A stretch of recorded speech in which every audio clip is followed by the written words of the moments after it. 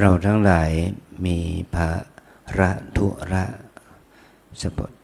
ส่วนตัวหลายอย่างหลายประการแต่ก็ขอให้เป็นภาระธุระที่เป็นมหากุศลเป็นบุญให้เกิดขึ้นในจิตใจเรานะวันนี้ในว่าเราต้องเตรียมการในวิหารที่นี่เป็นอุโบสถนะวิหารทางโน้นเตรียมการในวิหารเพื่อจะให้เป็นสถานที่ที่ทางฝ่ายส่วนท้องถิ่นคือพวกกำนันผู้ใหญ่บ้านและชุมชนในเขตตำบลสุเทพรวมถึงคณะสงฆ์ตำบลสุเทพจะทำกิจกรรมคืองานประเวณีพระธาตุแสงจันทร์โดยได้อัญเชิญพระธาตุพระบรมธาตุที่ทางหน่วยศิลปากรที่ 7ได้ขุดค้นพบที่พระธาตุแสงจันทร์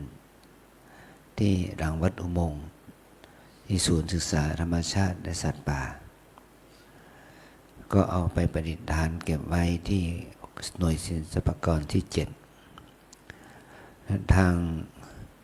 พระกำนันและทางเป็นและเมืองหลวงและชุมชนและพระสงฆ์ในเขตตำบลสุเทพจะได้อัญเชิญพระธาตุมาสมโภช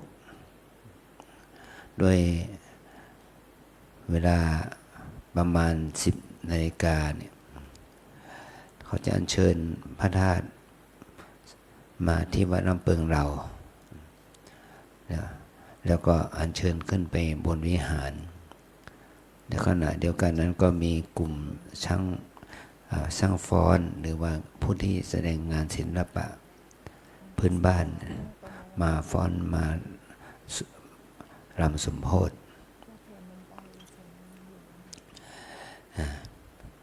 เราจะต้องเตรียมสถานที่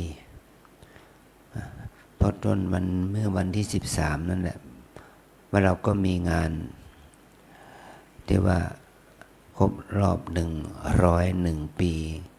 ชาตการของพระเดชพระคุณหลวงปู่ที่วัดพระธาตุศรีจอมทองเราที่อยู่จนถึงวันที่ 13-14 ก็จะมีโอกาสไปกราบสรีระของหลวงปู่ที่วัดพระธาตุศรีจอมทองเราจะออกจากวัดเราในประมาณสัก11:30นะประมาณนั้น10:45ประมาณ11:45รถจะขึ้นจากวัดเรานี้ไปจอมทองและเวลาบ่ายโมงก็จะมีกิจกรรมทำบุญทักขินาถวาย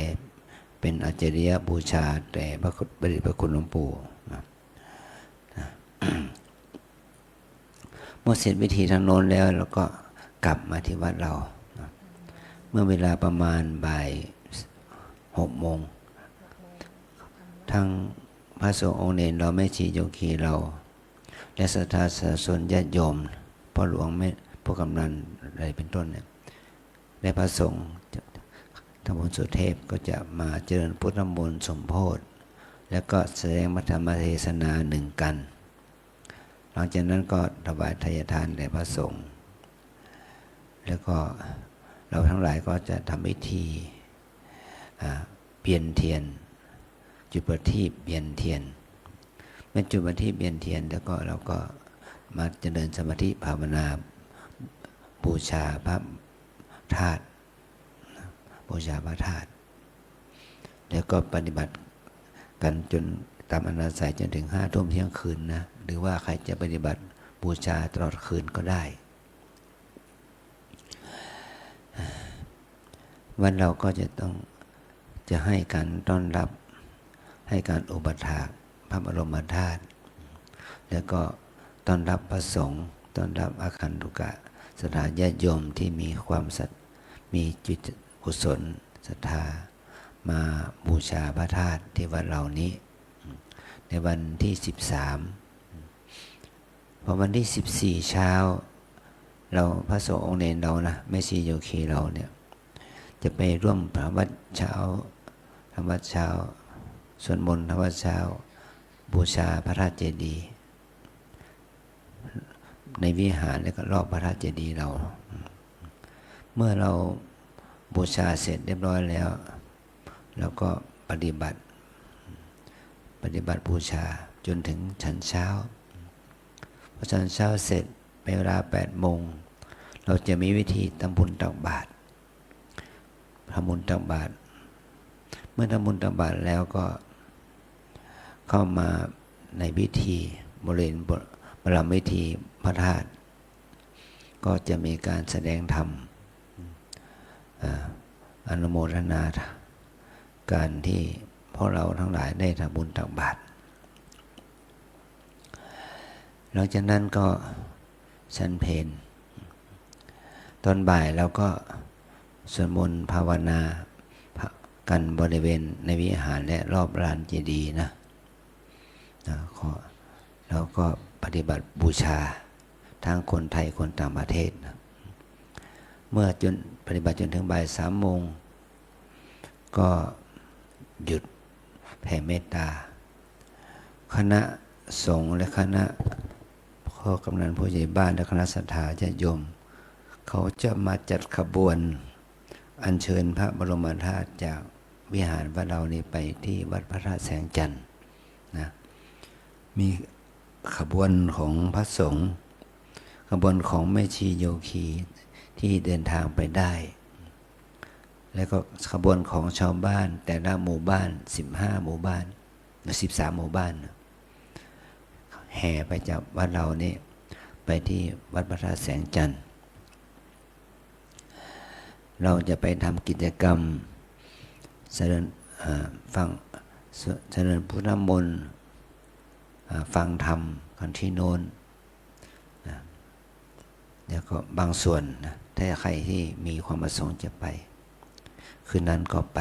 ร่วมกับคณะในวันที่15เช้าเป็นวันพระคืน15ค่ำ15เช้าที่ทางวัดพระธาตุแสงจันทร์เขาก็จะทำบุญตักบาตรแล้วก็ทำกิจกรรมไหว้พระสวดมนต์กันนะจุดประทีปบูชาแล้วก็ตอนค่ำก็มีการสวดเบิกแล้วก็ว่าวัด13 วัดในเขตตำบลสุเทพพร้อมด้วยคณะหมู่บ้านศรัทธาญาติโยมก็มาร่วมทำบุญกันถวายกันหัววัดเข้ากองทุนของหน่วย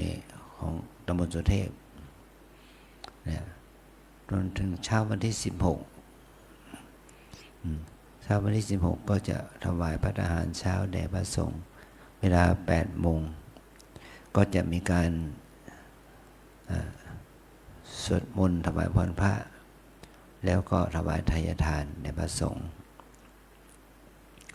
เวลาประมาณ9 โมง 10 โมงก็อัญเชิญพระบรมธาตุไปที่หน่วยศิลปากรที่ 7เพื่อตรวจเช็คพระธาตุก่อนที่จะเก็บรักษาไว้เพื่อจะได้กระทำพิธีทำบุญไปต่อไปในปีถัดไปนะ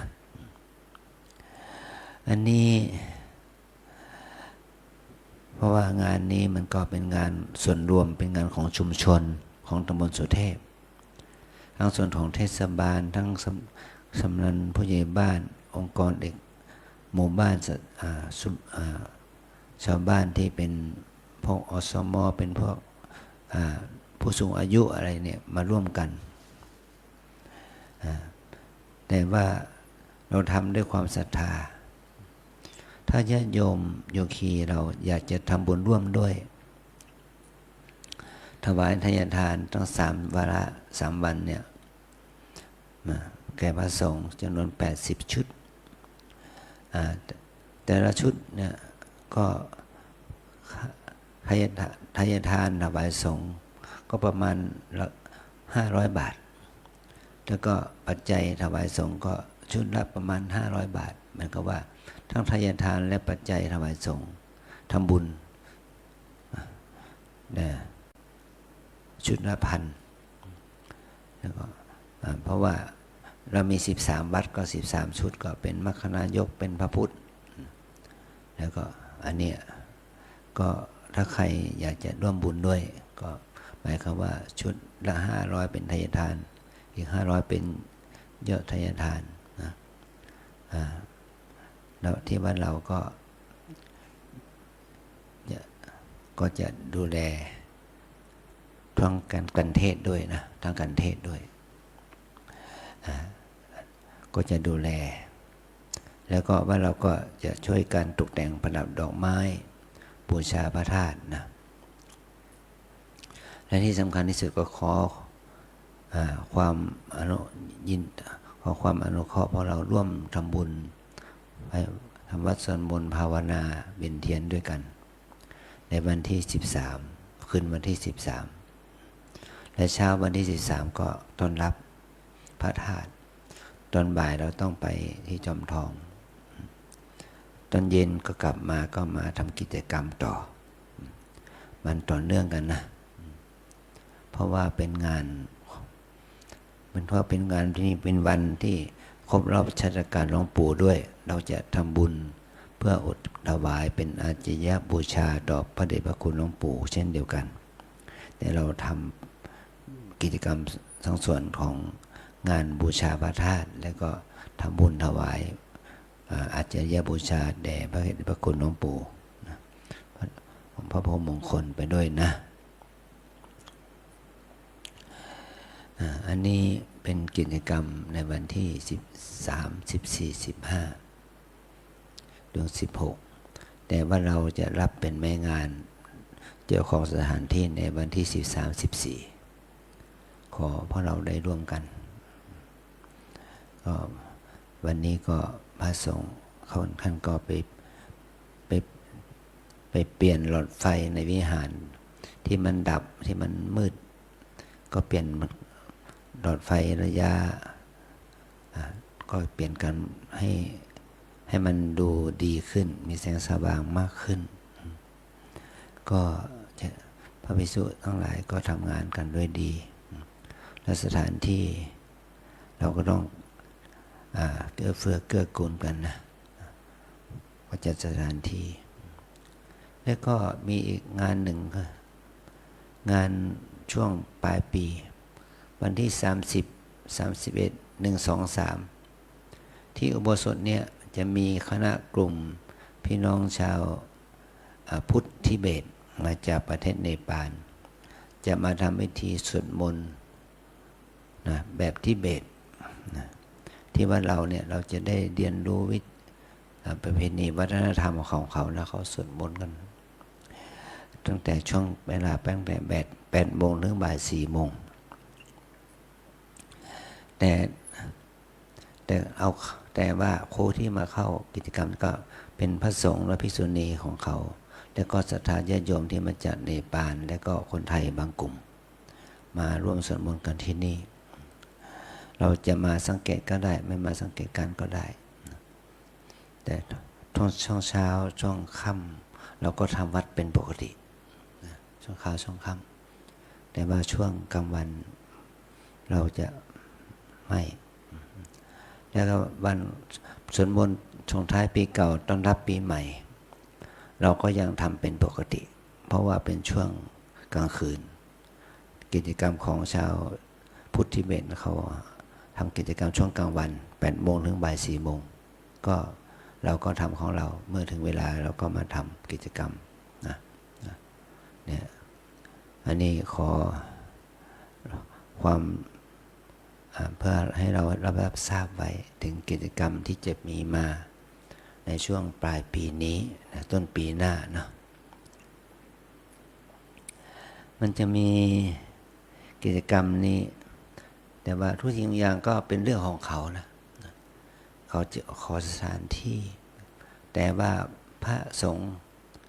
และภิกษุณีของเขาจะมาขอพักที่วัดเหล่านี้5 วัน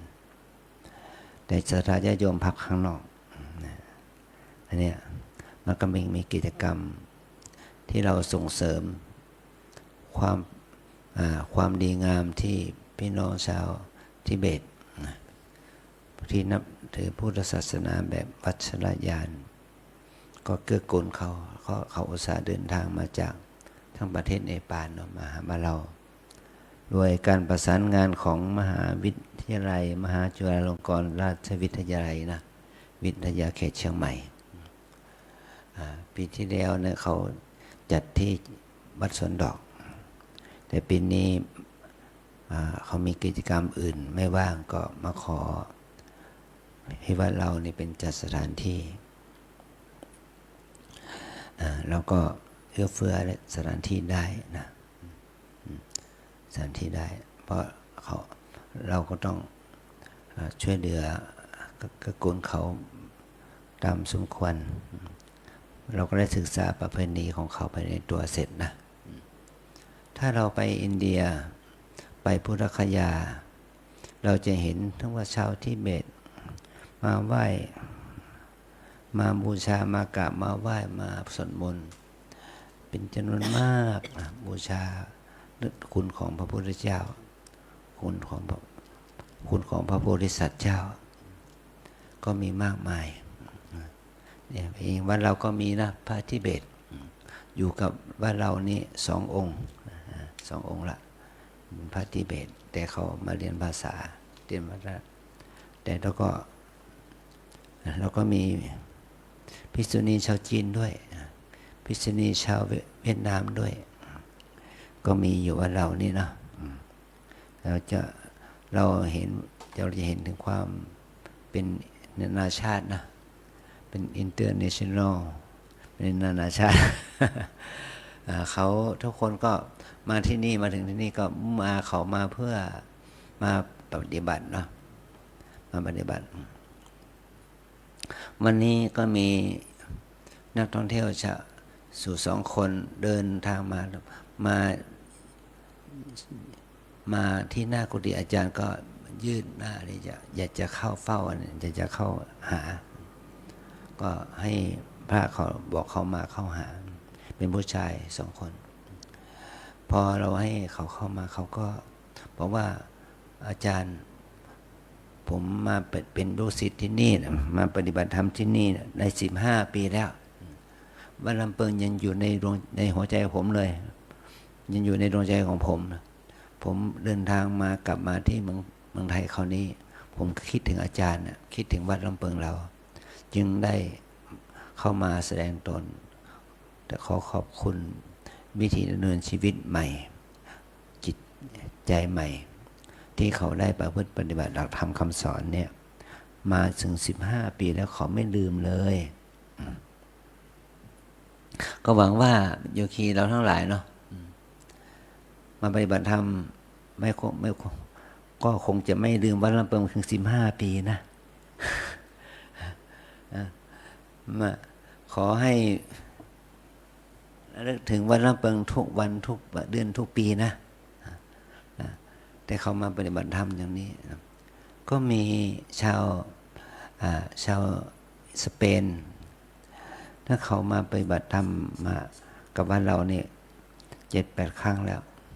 วก็มาเป็น8-9 ปีแล้วมาเขาก็มา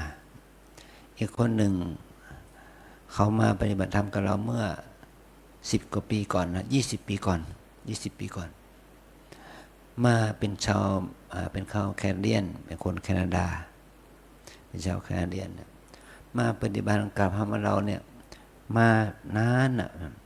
เป็นยุ่ม20 ปีเขามาหาเราก็เขาก็ดีใจเนี่ย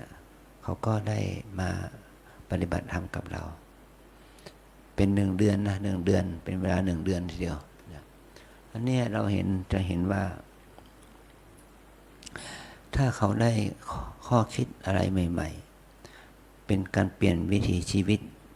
จิตใจเขาได้เขาขอบคุณเราเขาไม่ลืมเราเขาไม่ลืมพระพุทธศาสนาเขาไม่ลืมคำสอนของพระพุทธเจ้าอันนี้เนี่ยเป็นการที่ว่าเป็นการลงทุนที่คุ้มนะเราลงทุนนี้ไม่ใช่ทุนอะไรทุนบุญนะเราทำบุญทำความดี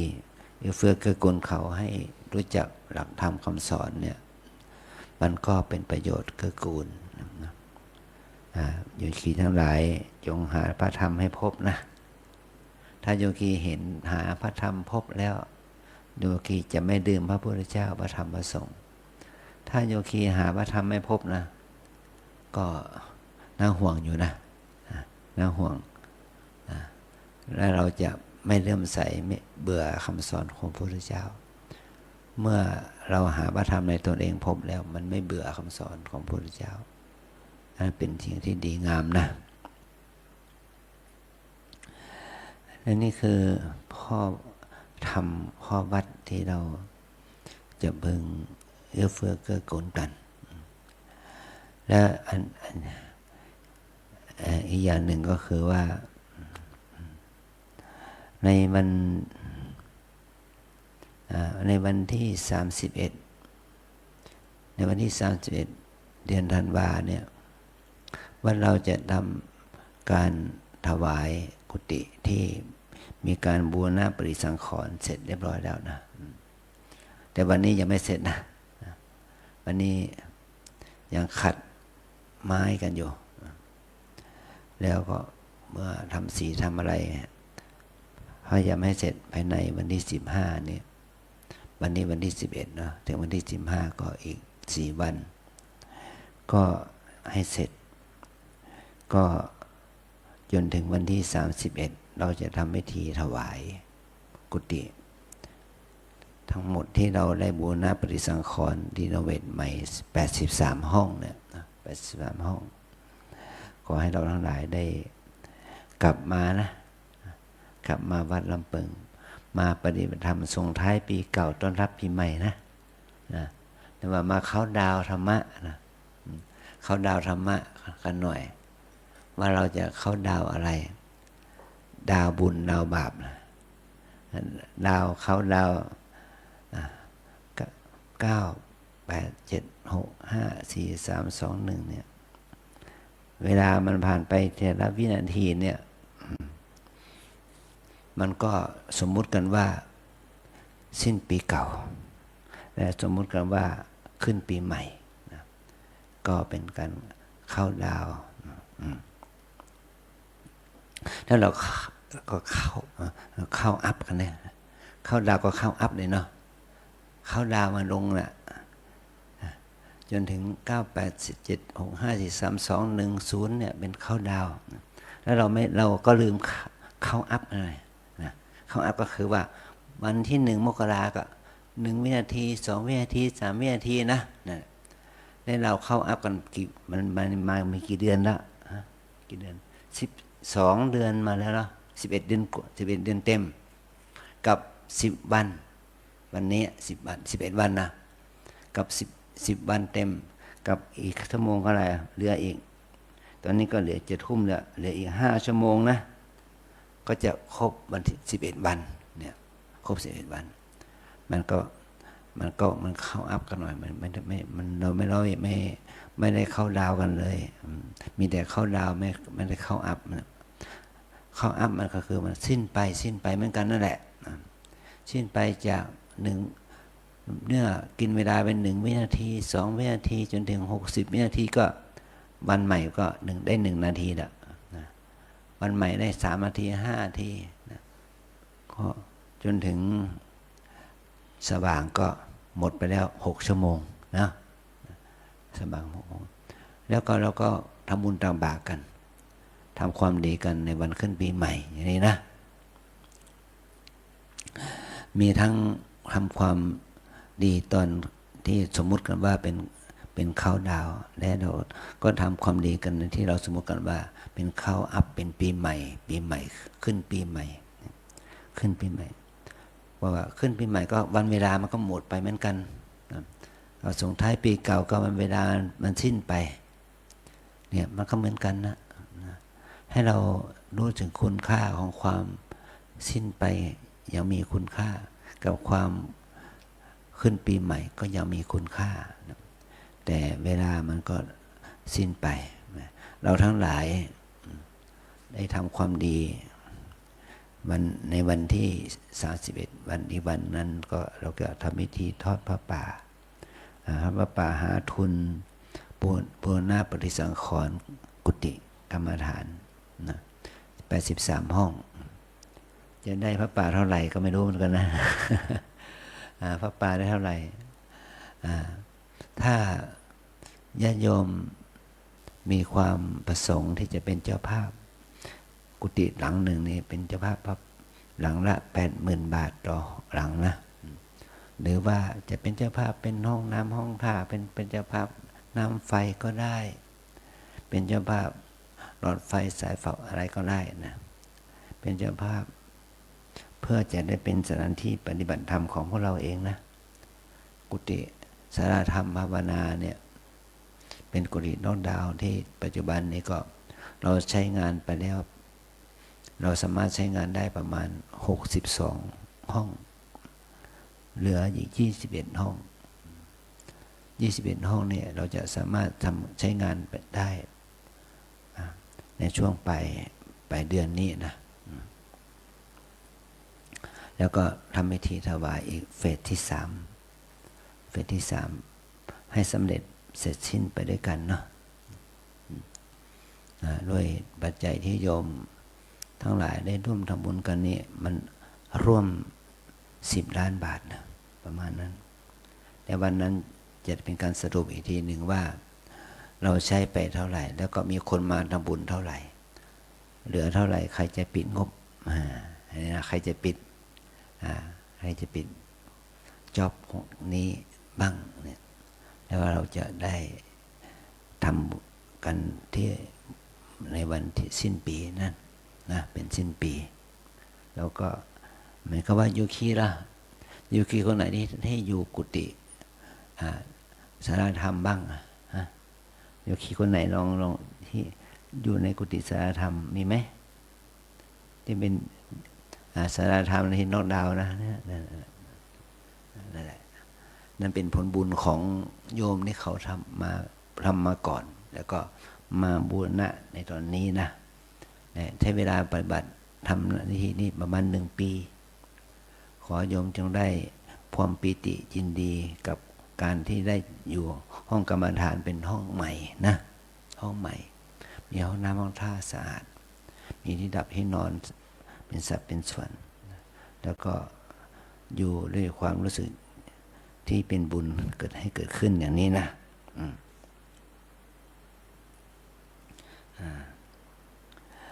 อันนี้ก็ขอให้เราได้ดูถึงกิจนี้อาจารย์ก็มาพูดคุยกับเราก็เพื่อว่าให้เราได้ดูถึงกิจกรรมที่จะเกิดขึ้นเมื่อเดือนนี้วันที่13 14 15 16 13 14 15เนี่ยแต่วันที่13 14นั้นที่วัดเรานี่แหละนะต้อนรับพระบรมธาตุแล้วก็เจริญพุทธมนต์ถวายทานบูชาพระบรมธาตุเวียนเทียนวันที่14ก็ทำวัดสวดมนต์กันแล้วก็รวมไปถึงสมุนตักบาตรแล้วก็สวดมนต์ภาวนาบูชาพระธาตุและอัญเชิญพระธาตุเสร็จไปสู่พระธาตุแสงจันทร์กับขบวนแห่ของประชาชนชาวบ้านในเขตตำบลสุเทพไปด้วยกันนะก็จะเป็นพลังบุญกุศลแก่พวกเราทั้งหลายยิ่งขึ้นไปนะขอให้เราได้เห็นคุณประโยชน์นี้นะแล้วถือว่าเป็นการทำบุญที่ประเสริฐแก่เรานะเป็นการทำบุญวันเกิดด้วยใช่ไหมขอเป็นบุญสงฆ์นะอันนี้สงฆ์ก็ขอให้พูดแค่นี้นะไปเพราะเราทั้งหลายจะไหว้พระเนาะไป